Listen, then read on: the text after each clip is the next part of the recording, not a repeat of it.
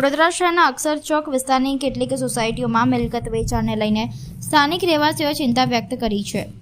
આ મુદ્દે આજે નવી કલેક્ટર કચેરી ખાતે આરસી ભરત પટેલને આવેદનપત્ર આપી અશાંત ધારા કાયદાનું કડક પાલન થાય તેવી માંગ કરવામાં આવી છે। અક્ષર ચોક નજીક આવેલી વિવિધ સોસાયટીઓ ઓચિંડ બંગલોઝ પાછળ મુક્તિનગર, શાંતિવન સોસાયટી અને જૂના પાદરા રોડ વિસ્તારની સોસાયટીઓ અશાંત ધારા કાયદા હેઠળ આવરી લેવામાં આવી રહી હોવાનું રહેવાસીઓએ જણાવ્યું છે।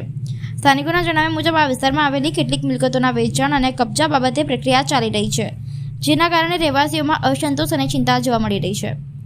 રહેવાસીઓએ આક્ષેપ કર્યો છે કે કેટલીક વાર મિલકત જોવા આવતા લોકો દ્વારા વારંવાર મુલાકાતો લેવાતા સોસાયટીમાં અસ્વસ્થતા અને તણાવનું વાતાવરણ સર્જાઈ રહ્યું છે।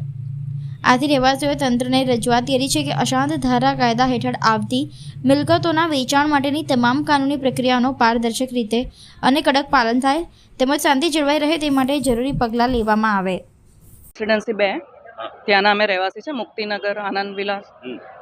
અમે અસંધારાની માંગણી માટે આવ્યા છે કે ત્યાં અસંધારા જે લાગુ પડે છે એનું સખ્તપણે પાલન થાય અને એ લોકો ડાયરેક્ટલી ઇનડાયરેક્ટલી અમને લોકોને હેરાન કરવા માટે આગળ પાછળ કચરા બી નાખતા હોય છે। એની બી એની પણ મોટી અમને પ્રોબ્લેમ થઈ રહી છે। કલેક્ટરને રજૂઆત કરી, શું રજૂઆત કરીને? હા, એમને બાહેધરી આપી છે કે અમે નહીં એ લોકોને પરમિશન આપીએ। શું નામ આપનું? પ્રાંજલી પંડ્યા।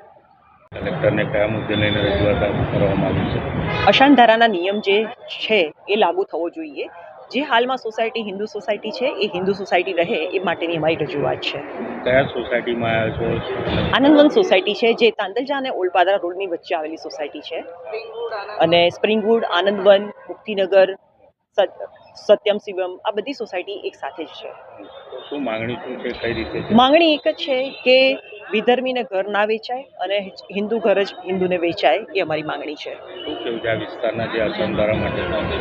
અશાંત ધારા લાગેલી છે તેના રૂલનું પાલન થવું જોઈએ। શું નામ આપનું? ધરા મોદી।